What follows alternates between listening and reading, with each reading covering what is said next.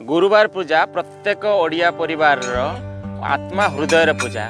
प्रति वर्ष प्रत्येक ओडिया बहु ओडिया परिवार चाहि रही थाए गुरुवार पूजा मार्गशीर मास को। प्रति वर्ष आम माणबसारे गाँ को आसू आम जेजेमांकर बहुत मना जाए आम गाँव में आसी माणबस।